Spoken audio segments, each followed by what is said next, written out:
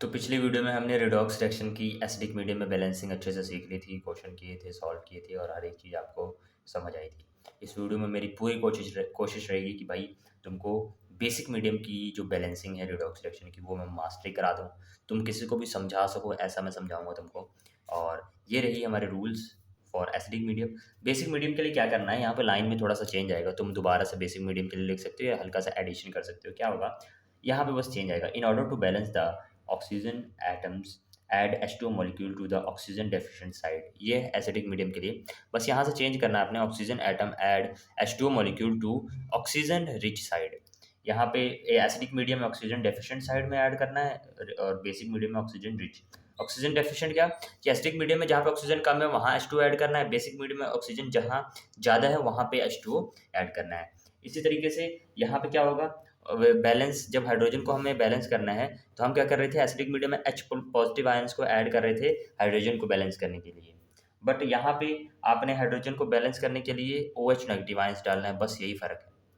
और यहाँ पे ऐड किधर करोगे, डेफिशिएंट साइड में ऐड करोगे, बस यहाँ पे रिच साइड आपने लगा देनी है और आपकी रिएक्शन जो है वो बैलेंसिंग स्टार्ट हो जाएगी। नहीं समझ आया, हम एक क्वेश्चन करेंगे जिससे हमें हर एक चीज़ समझ आने वाली है, तो ध्यान से देखना है और हम करेंगे वो वाले रिएक्शंस। तो चलिए स्टार्ट करते हैं, हम क्वेश्चन करना स्टार्ट करेंगे, फिर हमें समझ आएगा भाई कैसे क्या सीन करना है। तो चलिए फर्स्ट क्वेश्चन है हमारा। हमारा क्वेश्चन क्या बनता है बेसिक मीडियम का, वो हम करेंगे।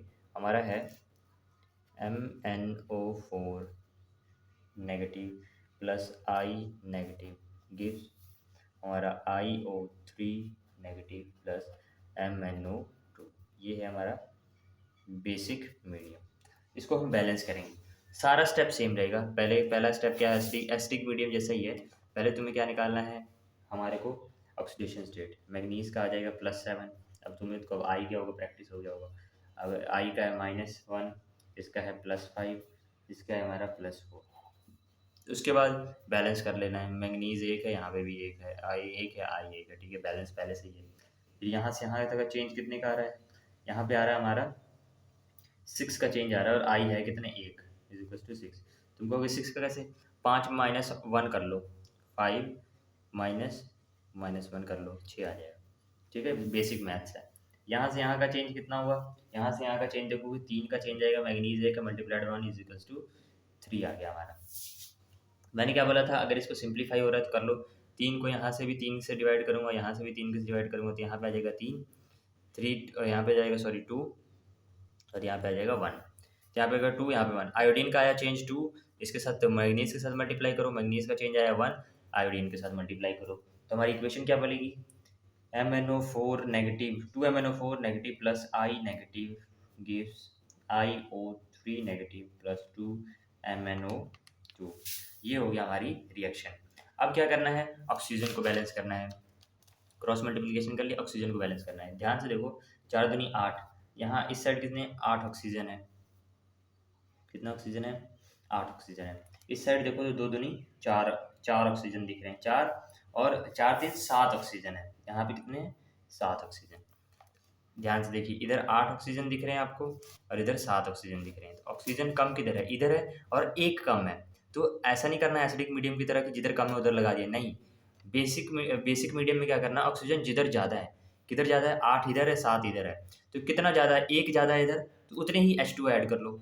जैसे 7 से 8 कितना बढ़ा है, एक टाइम बढ़ा है, तो उतना ही H2 ऐड कर लो। और जिधर ज़्यादा है, यानी कि ऑक्सीजन इधर ज़्यादा है, तो इधर ही एक H2O ऐड कर दूंगा।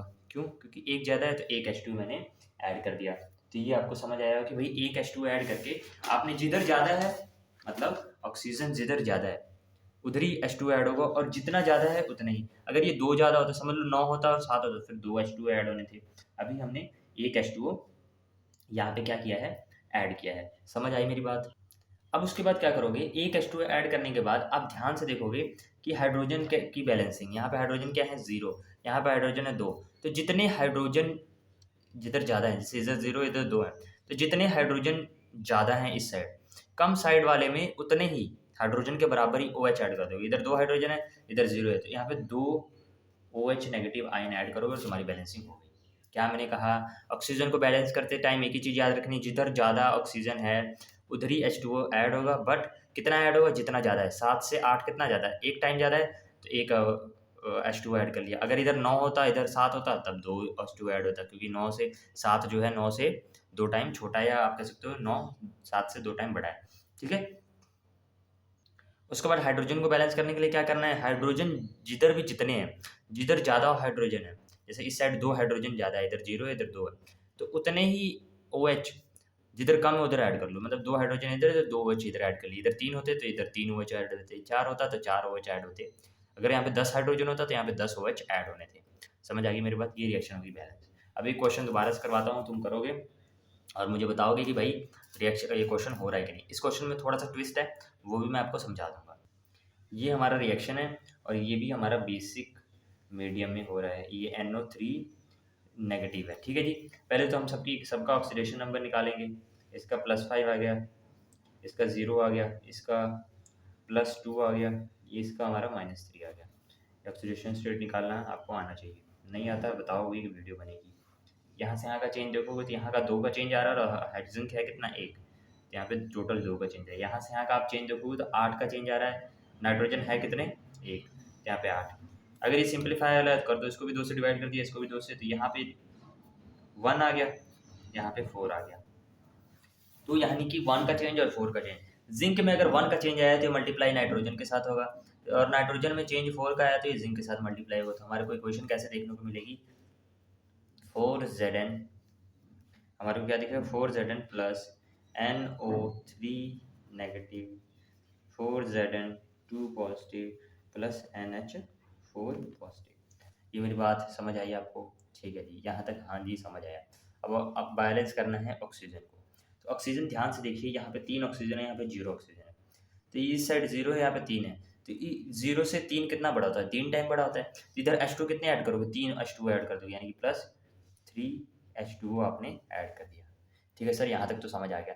उसके बाद हाइड्रोजन को बैलेंस करने के टाइम पे क्या करना है आपने, जितने H2 ऐड करिए, जितने H2 ऐड करिए, मैंने क्या बताया, जितने H2O ऐड किए तो उसमें से हाइड्रोजन कितने हैं, 3 दूनी 6, तो जितने हाइड्रोजन हैं उतने ही इधर क्या ऐड कर दो, OH नेगेटिव आयन ऐड कर दो। तो आप कहोगे होगी बैलेंसिंग। बस ध्यान से देखोगे कि ऑक्सीजन तो बैलेंस है पर हाइड्रोजन बैलेंस नहीं है। तुम कहोगे कैसे, चलो चेक करते हैं। 3 के 3, 3 दूनी 6, 6 हाइड्रोजन इधर है, यहाँ पे भी 6 हाइड्रोजन ये और 4 ये, यानी कि 4 हाइड्रोजन यहाँ पे एक्स्ट्रा हो गए, 4 हाइड्रोजन इस साइड एक्स्ट्रा हो गए। तो करे तो क्या रहे, क्या आपने सिंपली क्या करना है ऐसे केसेस में, क्या करना है, कुछ नहीं करना, दिमाग ज़्यादा नहीं लगाना, बस ध्यान से सुनो। जिधर हाइड्रोजन ज़्यादा है, कितना ज़्यादा है, 4 ज़्यादा है, तो इस हाइड्रोजन को बैलेंस करने के लिए आपने +4H पॉजिटिव लगा देने। बट ये तो बेसिक मीडियम है, यानी कि H पॉजिटिव बेसिक मीडियम में नहीं दिखना चाहिए। तो आपने 4 इसको बैलेंस करने के लिए लगा दिया, तो इसको न्यूट्रलाइज करने के लिए इतने ही, यानी कि 4 OH नेगेटिव भी लगा दो। क्या लगा दो, 4 OH नेगेटिव लगा दो, तो ये दोनों मिलकर वाटर बन जाएंगे। तो अब 4 OH नेगेटिव इधर लगाए, तो इस OH नेगेटिव को बैलेंस करने के लिए +4 OH नेगेटिव इधर भी लगा दो। क्या समझ आया, हटा देता हूँ सब कुछ। आपका O बैलेंस हो गया। फिर आपने देखा 3 दूनी 6, 6 हाइड्रोजन इधर, आपने 6 OH लगा दिया। फिर ध्यान से देखा तो हाइड्रोजन तो यहाँ पे 10 हो रहे हैं, यहाँ पे क्या हो रहे हैं, 6 हो रहे हैं। दोबारा से रिपीट करता हूँ। ऑक्सीजन आपने बैलेंस किया 3 H2O लगा के, क्योंकि 3 ऑक्सीजन यहाँ ज़्यादा थे, तो 3 ऑक्सीजन ज़्यादा, जितना ज़्यादा होता उतना H2O लग गया। फिर H2O में आपने देखना हाइड्रोजन कितने हैं, 6 हाइड्रोजन, तो 6 OH लगा के आपने बैलेंस कर दिया। फिर आपने ध्यान से देखा हाइड्रोजन यहाँ पे 4 ज़्यादा हो रहे हैं, क्यों, क्योंकि यहाँ पे 6 हाइड्रोजन है, यहाँ पे 6 सॉरी यहाँ पे 10 हाइड्रोजन है, यहाँ पे 6 हाइड्रोजन है, यहाँ पे 4 हाइड्रोजन ज़्यादा है, तो हमने क्या किया, H पॉजिटिव लगा के हाइड्रोजन को बैलेंस कर दिया। यहाँ पे कोई रिएक्शन को नहीं छोड़ना, क्यों, क्योंकि बेसिक मीडियम में H पॉजिटिव नहीं दिखने चाहिए। तो मैंने क्या सोचा, अगर 4 हाइड्रोजन बैलेंस तो हो गए, बट इसको तो न्यूट्रलाइज करना है, तो इसको न्यूट्रलाइज करने के लिए मैं क्या करूंगा, 4 OH के साथ इसको रिएक्शन करवा दूंगा, 4 OH डाल दूंगा तो H2 बन जाएगा। बट 4 OH इधर डाला है, तो 4 OH इधर डालने के लिए इधर भी डाल देंगे, मतलब जितना, जैसे समझ लीजिए 5 OH होता, इधर 5 OH डालते, बट इधर भी 5 OH डालना पड़ता, ताकि न्यूट्रलाइज हो जाए ना रिएक्शन। समझ लो यहाँ पे एग्जांपल के लिए ये 10 H आ गया एक्स्ट्रा, मतलब हाइड्रोजन 10 आ गए, तो 10 हाइड्रोजन को बैलेंस के लिए 10 OH डालोगे, पर इधर भी 10 OH डलेगा, यानी कि ये दोनों मिलके क्या बन जाएंगे, ये दोनों मिलके हमारे क्या बन जाएंगे, बताइए बताइए जल्दी बताइए, ये वाटर बन जाएंगे। क्या बन जाएंगे, वाटर बन जाएंगे। तो ये 4 H2O बन जाएंगे, यानी कि रिएक्शन कैसे दिखेगी, 4 और 3, 4 H2O 3 H2O 7 H2O दिखेंगे, यानी कि 4Zn plus NO3 negative plus 7 H2O। सही लिख रहा हूँ। 7H2O gives 4Zn2 positive plus NH4 positive और 6 4 10 6OH नेगेटिव। ये थी हमारी बैलेंसिंग ऑफ 6OH। हमारा ये हो गया plus 10OH negative, sorry 10OH negative, ठीक है जी।